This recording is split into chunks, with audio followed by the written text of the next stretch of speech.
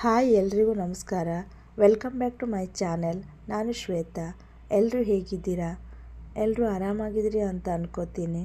ಹಾಗೆಯೇ ನೀವು ನನ್ನ ಚಾನಲನ್ನು ಸಬ್ಸ್ಕ್ರೈಬ್ ಮಾಡದೆ ಏನಾದರೂ ನೋಡ್ತಾ ಇದ್ದರೆ ದಯವಿಟ್ಟು ಸಬ್ಸ್ಕ್ರೈಬ್ ಮಾಡ್ಕೊಂಡು ನೋಡಿ. ಹಾಗೆ ಈ ವಿಡಿಯೋ ಏನಾದರೂ ನಿಮಗೆ ಇಷ್ಟ ಆದರೆ ದಯವಿಟ್ಟು ಲೈಕ್ ಮಾಡಿ, ಶೇರ್ ಮಾಡಿ, ಕಮೆಂಟ್ ಮಾಡಿ ಪ್ಲೀಸ್. ಹಾಗೆ ಇವತ್ತಿನ ರೆಸಿಪಿ ಬನ್ಸಿ ರವೆ ಉಪ್ಪಿಟ್ಟನ್ನು ಯಾವ ರೀತಿ ಮಾಡೋದು ಅಂತ ನೋಡೋಣ ಬನ್ನಿ. ಮೊದಲಿಗೆ ನಾನು ಇಲ್ಲಿ ಒಂದು ಸ್ವಲ್ಪ ಎಣ್ಣೆ ತಗೊಂಡಿದ್ದೀನಿ. ಹಾಗೆ ಒಂದು ದೊಡ್ಡ ಲೋಟ ಬನ್ಸಿ ರವೆ ಅಥವಾ ದೊಡ್ಡ ರವೆ ತಗೊಂಡಿದ್ದೀನಿ. ಇದೇ ಗ್ಲಾಸಲ್ಲಿ 2 ಗ್ಲಾಸ್ ನೀರು ತಗೊಂಡಿನಿ.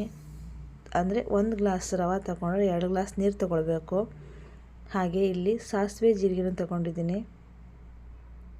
ಸ್ವಲ್ಪ ಗೋಡಂಬಿ, ಇದು ಆಪ್ಷನಲ್, ಗೋಡಂಬಿ ಹಾಕ್ಬೋದು, ಹಾಕ್ತಾ ಇರ್ಬೋದು. ಹಾಗೆ 1 ಬ್ಯಾಡಗಿ ಮೆಣಸಿನಕಾಯಿ, ಸ್ವಲ್ಪ ಹಳದಿ ಹಿಟ್ಟು, ಸ್ವಲ್ಪ ಕರಿಬೇವು, ಸ್ವಲ್ಪ ಕಡಲೆಬೇಳೆ ಮತ್ತು ಉದ್ದಿನಬೇಳೆ, ಹಾಗೂ 2 ಉಳ್ಳಾಗಡ್ಡೆ ಸಣ್ಣದಾಗಿ ಹಚ್ಕೊಂಡಿದ್ದೀನಿ. ಒಂದು ದೊಡ್ಡ ಟೊಮೆಟೊನ ಚಿಕ್ಕದಾಗಿ ಕಟ್ ಮಾಡ್ಕೊಂಡಿದ್ದೀನಿ. 3 ಹಸಿಮೆಣಸು ತೊಗೊಂಡಿದ್ದೀನಿ. ಸ್ವಲ್ಪ ಹಸಿ ಕೊಬ್ಬರಿ, ರುಚಿಗೆ ತಕ್ಕಷ್ಟು ಉಪ್ಪು. ಮೊದಲಿಗೆ ಒಂದು ಪಾತ್ರೆನ ಒಲೆ ಮೇಲೆ ಇಟ್ಟಿದ್ದೀನಿ. ಇವಾಗ ಸ್ವಲ್ಪ ಎಣ್ಣೆ ಹಾಕ್ಕೊಂಡಿದ್ದೀನಿ. ಬನ್ಸಿ ರವಾನ ಹಾಕ್ಕೊಂಡಿದ್ದೀನಿ. ಈ ಬನ್ಸಿ ರವಾನ ಚೆನ್ನಾಗಿ ಎಣ್ಣೆಯಲ್ಲಿ ಫ್ರೈ ಆಗಬೇಕು.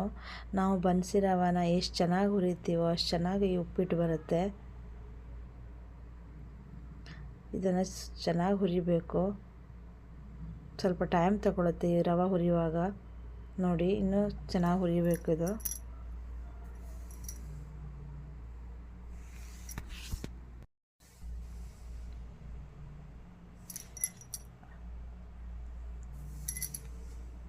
ನೋಡಿ, ಚೆನ್ನಾಗಿ ಹುರಿದಾಗಿದೆ. ಇವಾಗ ಇಷ್ಟಾದರೆ ಸಾಕು.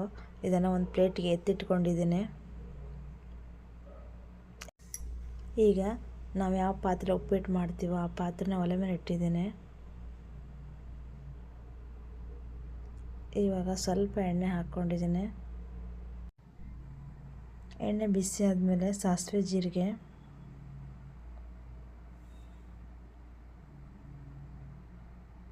ಉದ್ದಿನಬೇಳೆ, ಕಡಲೆಬೇಳೆ. ಈ ಉದ್ದಿನಬೇಳೆ ಕಡಲೆಬೇಳೆ ಚೆನ್ನಾಗಿ ಫ್ರೈ ಆಗಬೇಕು.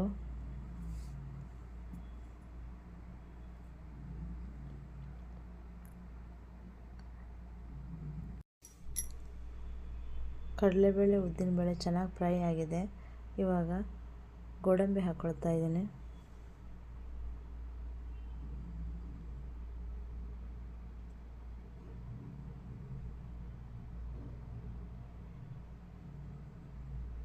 ಹಸಿಮೆಣಸು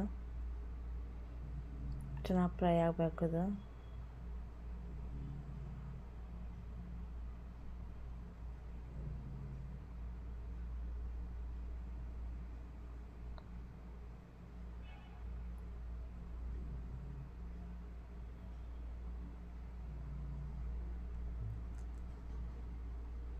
ಒಂದು ಬ್ಯಾಡಗಿ ಮೆಣಸಿನಕಾಯಿ ಹಾಕ್ಕೊಂಡಿದ್ದೀನಿ.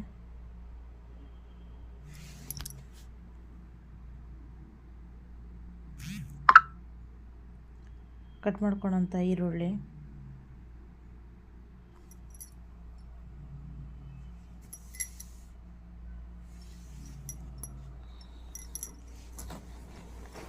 ಈರುಳ್ಳಿ ಚೆನ್ನಾಗಿ ಫ್ರೈ ಆಗಬೇಕು. ಈಗ ಸ್ವಲ್ಪ ಹಳದಿ ಹಿಟ್ಟು,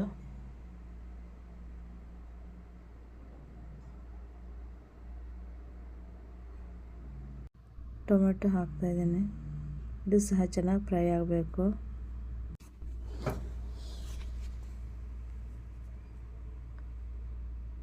ಟೊಮೆಟೊ ಚೆನ್ನಾಗಿ ಫ್ರೈ ಆಗಿದೆ. ಇಷ್ಟಾದರೂ ಸಾಕು.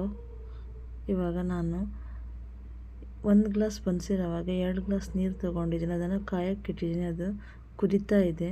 ಈ ರೀತಿ ಮಾಡೋದ್ರಿಂದ ನಾವು ಉಪ್ಪಿಟ್ಟನ್ನು ಬೇಗ ಮಾಡ್ಕೊಳ್ಬೋದು.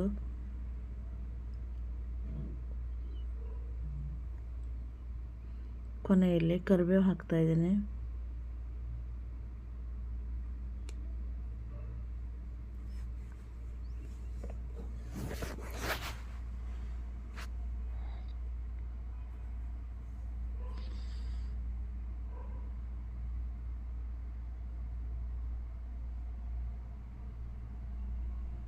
ಇವಾಗ ಕಾಯಕ್ಕಿಟ್ಟಿದ್ದನ್ನು ಆ ನೀರನ್ನು ಉಪ್ಪಿಟ್ಟಿನ ಪಾತ್ರೆಗೆ ಹಾಕ್ಕೊಳ್ತೇನೆ.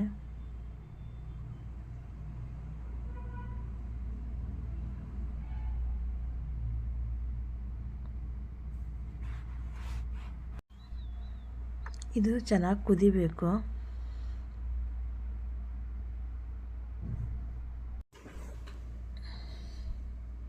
ರುಚಿಗೆ ತಕ್ಕಷ್ಟು ಉಪ್ಪು,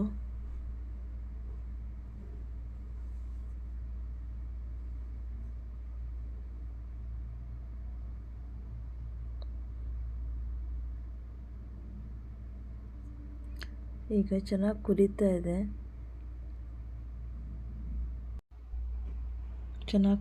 ಇದೆ. ಇಷ್ಟಾದರೆ ಸಾಕು. ಇವಾಗ ಹಸಿ ಕೊಬ್ಬರಿನ ನಾನು ಸ್ವಲ್ಪ ಹಾಕ್ಕೊಳ್ತೀನಿ, ಸ್ವಲ್ಪನ ಆಮೇಲೆ ಹಾಕ್ಕೊಳ್ತೀನಿ.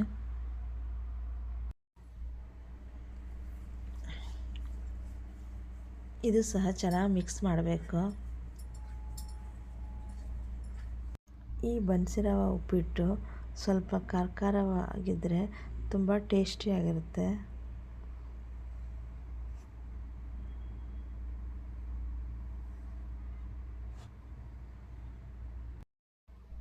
ಇವಾಗ ರವೆ ಹಾಕ್ಕೊಂಡಿದ್ದೀನಿ.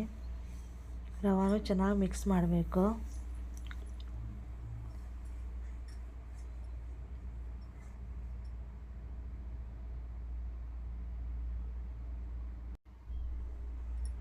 ಇದು ಚೆನ್ನಾಗಿ ಮಿಕ್ಸ್ ಆಗಿದೆ. ಇವಾಗ ಇದನ್ನು ಒಂದು ಪ್ಲೇಟ್ ಮುಚ್ಚಿಟ್ಟು ಸಣ್ಣ ಉರಿಯಲ್ಲಿ ಒಂದು 5 ನಿಮಿಷ ಇದನ್ನು ಹಾಗೆ ಬಿಡಬೇಕು.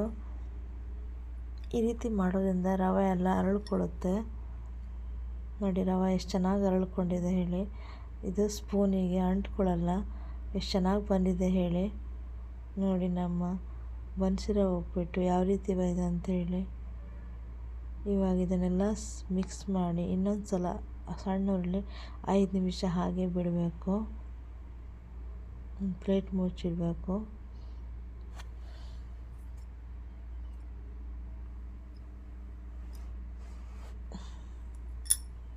ಈ ರೀತಿ ಮಾಡೋದ್ರಿಂದ ಉಪ್ಪಿಟ್ಟು ಚೆನ್ನಾಗಿ ಬರುತ್ತೆ.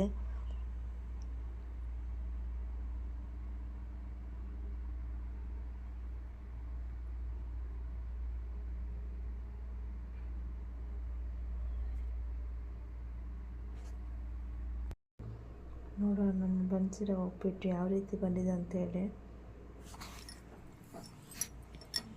ನೋಡಿ ಎಷ್ಟು ಚೆನ್ನಾಗಿ ಬಂದಿದೆ ಹೇಳಿ. ಇವಾಗ ಕೊನೆಯಲ್ಲಿ ನಾವು ಆವಾಗಲೇ ಸ್ವಲ್ಪ ಹಸಿ ಕೊಬ್ಬರಿನ ಹಾಗೆ ಇಟ್ಟಿದ್ದೀವಲ್ಲ, ಅದನ್ನು ಇವಾಗ ಹಾಕ್ಕೊಳ್ಬೇಕು. ಹಾಕ್ಕೊಂಡು ಚೆನ್ನಾಗಿ ಮಿಕ್ಸ್ ಮಾಡಬೇಕು. ಈ ರೀತಿ ಮಾಡೋದ್ರಿಂದ ಉಪ್ಪಿಟ್ಟು ಒಳ್ಳೆ ಟೇಸ್ಟ್ ಕೊಡುತ್ತೆ.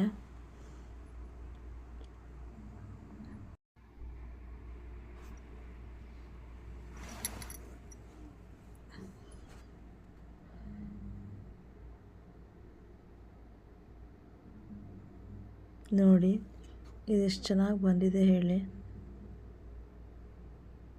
ಸ್ಪೂನ್ಗೆಲ್ಲೂ ಅಂಟ್ಕೊಳ್ಳಲ್ಲ ಈ ರವೆ ಉಪ್ಪಿಟ್ಟು. ಅಷ್ಟು ಚೆನ್ನಾಗಿ ಬಂದಿದೆ ನೋಡಿ. ಇವಾಗ ಇದನ್ನು ನಾನು ಒಂದು ಸರ್ವಿಂಗ್ ಬೌಲ್ಗೆ ಹಾಕ್ಕೊಳ್ತೇನೆ. ಬನ್ಸಿ ರವೆ ಉಪ್ಪಿಟ್ಟು ರೆಡಿ ಆಯಿತು. ನೋಡಿ ಎಷ್ಟು ಚೆನ್ನಾಗಿದೆ.